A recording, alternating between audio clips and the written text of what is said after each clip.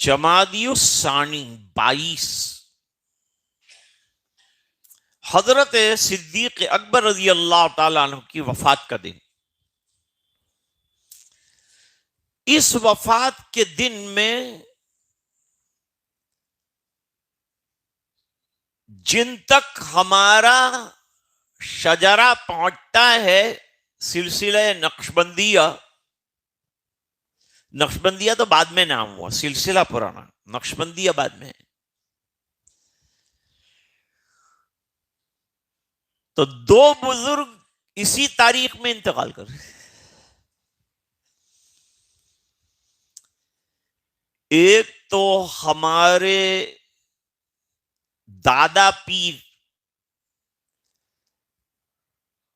حضرت شیخ عبد الرحیم صاحب نقشبندی رحمت اللہ علیہ، ان کے ایک چھوٹے بھائی تھے.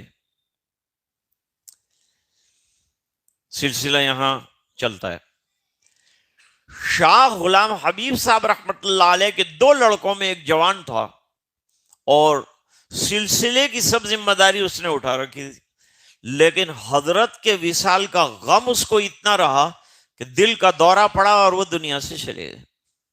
اور شاہ عبد الرحیم صاحب گمنام رہنا پسند کرتے، اس لیے ابھی جو تعزیتی بیانات آئے ان میں شاہ عبد الرحیم کا تذکرہ کہیں نہیں ملا.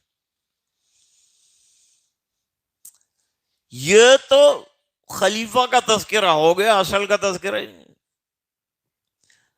وجہ اس کی یہ ہے کہ شاہ ذوالفقار صاحب رحمت اللہ علیہ کو کچھ مقبولیت زیادہ ملی. انہوں نے ملکوں کے سفر 70 ملکوں کے سفر کی، اور شاہ عبد الرحیم صاحب رحمت اللہ علیہ گمنام اپنے علاقے میں رہتے تھے، برطانیہ وغیرہ جاتے، لیکن مرتبے اور مقام کے اعتبار سے عالی مرتبہ اور عالی سلسلہ رکھتے تھے. ان کا انتقال ہوا پہلے، پھر حضرت نے وہ دیکھا اور پھر روئے، اور دوسرے دن حضرت شاہ ذوالفقار صاحب رحمت اللہ علیہ کا انتقال. یہ بھی سلسلے کے بزرگ ہیں، لیکن ہمارے شیخ حضرت مولانا محمد اسماعیل واڑی نور اللہ مرقدہ شاہ ذوالفقار صاحب رحمت اللہ علیہ سے بہت پہلے بیعت ہو کر اجازت لے چکے تھے، اور اجازت بھی روضہ رسول کے سامنے بلا کر دی. اور دوسری بات یہ ہے کہ سب سے پہلے بیرون کا سفر حضرت شاہ غلام حبیب صاحب رحمت اللہ علیہ کو کروایا حضرت مولانا اسماعیل صاحب رحمت اللہ علیہ نے مڈغاسکر بلایا، اور وہاں بلا کر پہلی مرتبہ سلسلے کو متعارف کروایا. اس کے بعد کئی بار بلایا، جب برطانیہ آئے تو برطانیہ بھی بلایا. اور میں نے دیکھا کہ برطانیہ جب حضرت شاہ غلام حبیب صاحب رحمت اللہ علیہ دیوانوں کی طرح حضرت کے پیچھے جو ہے حضرت مولانا اسماعیل صاحب دوڑتے رہتے تھے، ہر مجلس میں موجود.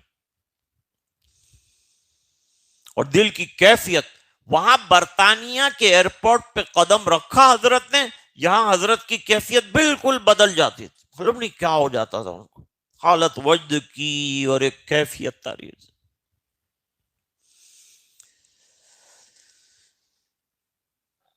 اور عجیب بات یہ ہے کہ اجازت یافتہ تھے، اور بہت سے متوسلین اور مریدین ہیں، لیکن جب مولانا ذوالفقار صاحب رحمت اللہ علیہ برطانیہ آتے تو مجھ سے فرماتے چلو قاری صاحب حضرت کا بیان سننے جائیں. وہاں جاتے، مراقبے میں شامل ہوتے اور ذکر میں شامل ہوتے، حضرت کے ساتھ رہتے، بیان سنتے.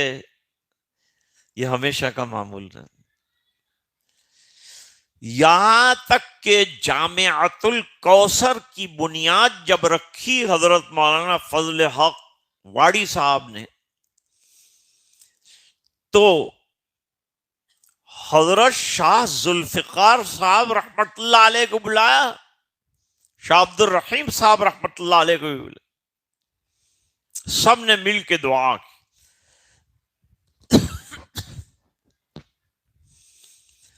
کچھ لوگ پوچھتے ہیں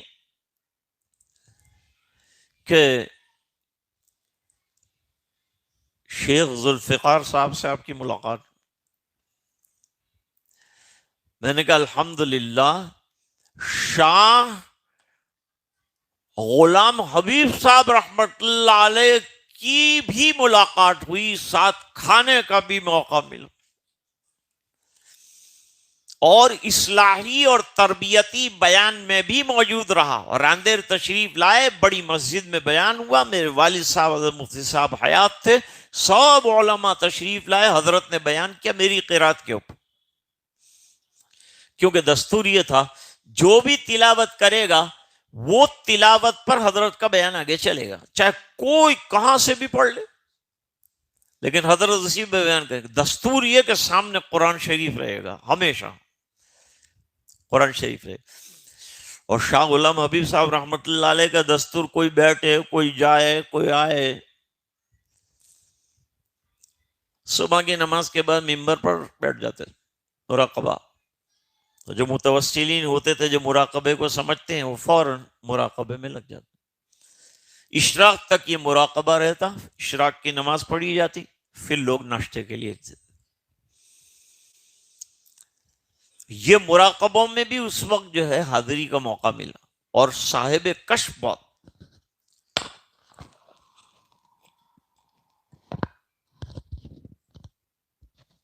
سنیے وہ کشف کا واقعہ. ایک جگہ کھانے میں ہم کو بھی دعوت تھی، علماء کی بھی دعوت تھی حضرت کے ساتھ. اب بڑے آدمی کے سامنے بیٹھنا مشکل ہوتا، تو جتنے اور مالدار لوگ بیٹھے تھے سب کو کہا تم ہٹ جاؤ، اور کہا وہ جتنے علماء ہیں سب کو میرے سامنے بٹھاؤ. اتفاق سے میرا نمبر بالکل حضرت کے سامنے ہے. پھر ہم لوگ کھاتے رہے بالکل خاموشی سے.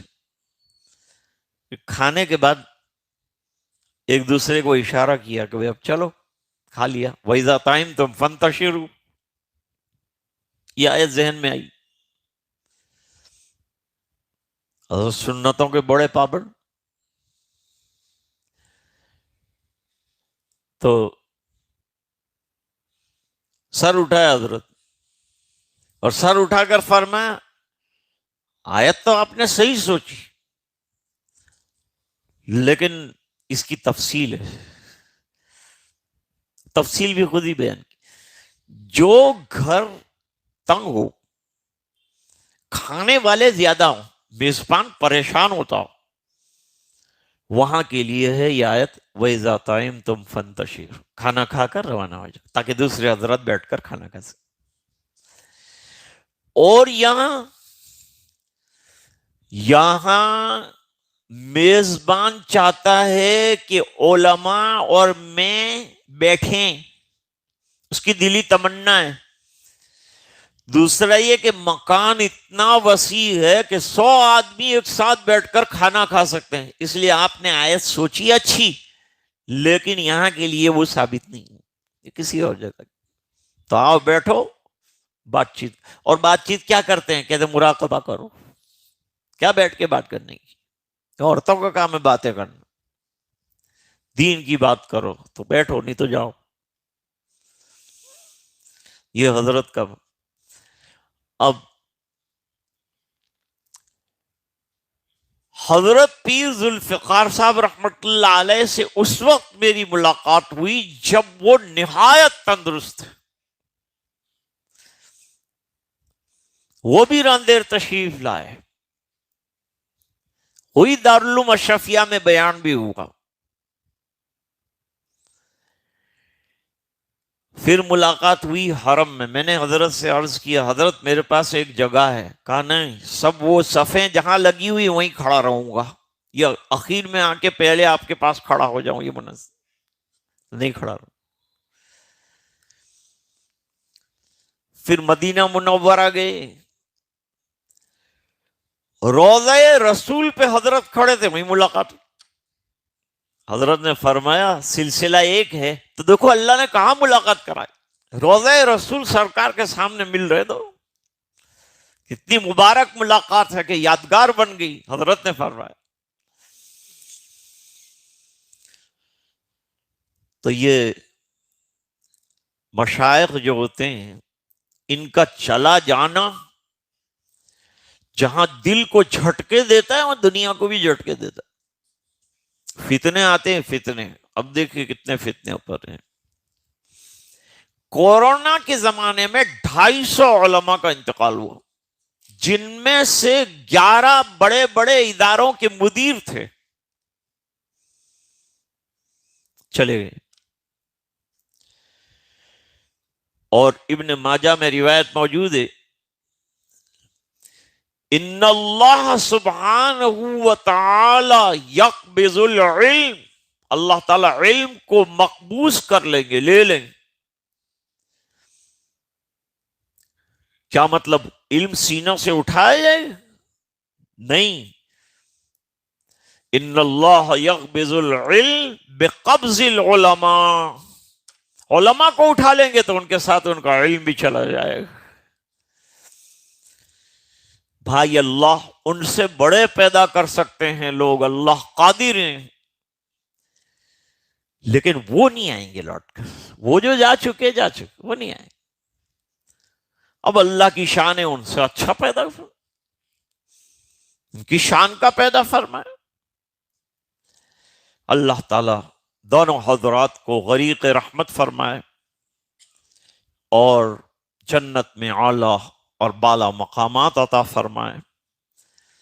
شاہ عبد الرحیم صاحب رحمت اللہ علیہ کی بھی بے انتہا مغفرت فرمائے. بڑے عجیب و غریب شخص رہے، سلسلے کو بڑی تقویت ملی. دونوں حضرات کے ادارے جھنگ میں چل رہے ہیں. حضرت پیر صاحب کا بھی چلتا ہے معہد الفقیر، تاریخی ادارہ ہے.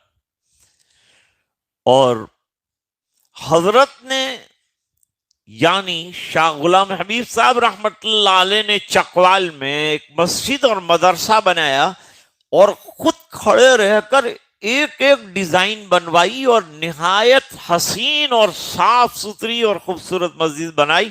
اس کا نام اطیب المساجد رکھے. جب دیوبند تشریف لائے تو حضرت قاری طیب صاحب رحمت اللہ علیہ کے گھر میں ٹھہرے، اور ٹھہرنے کے بعد رات ہوئی تو حضرت حکیم الاسلام نے فرمایا آپ کے پیر تو میرے سر پر رہنے چاہیے، اس لیے رات کو آپ اوپر رہیں گے، میں نیچے رہا. فضل علی قریشی رحمت اللہ علیہ دارالعلوم تشریف لائے. حضرت قاری طیب صاحب رحمت اللہ علیہ امامت فرما رہے تھے. فرمایا قاری صاحب ٹھہر جائیے. کیا ہوا حضرت؟ بھائی وہ امامہ لاؤ. حضرت آپ امامہ کے بغیر امامت فرمائے. فوراً امامہ باندھا اور پھر حضرت نے امامت فرمائی. ہم سب لوگ جو ہیں مسلکن دیوبندی، اور ہمارے نقشبندی سلسلے کے جتنے مشائخ ہیں سب مسلک دیوبند پر قائم. مسلک دیوبند کیا آپ سوچتے ہوں کوئی نیا مسلک؟ نہیں، اتباع سنت کا نام مسلک دیوبند. اللہ تعالی جتنے مشائخ ابھی حیات ہیں ان کے فیض کو عام فرمائے، اور جو چلے گئے اللہ تعالی غریق رحمت فرمائے، درجات عالیہ نصیب فرمائے. آمین.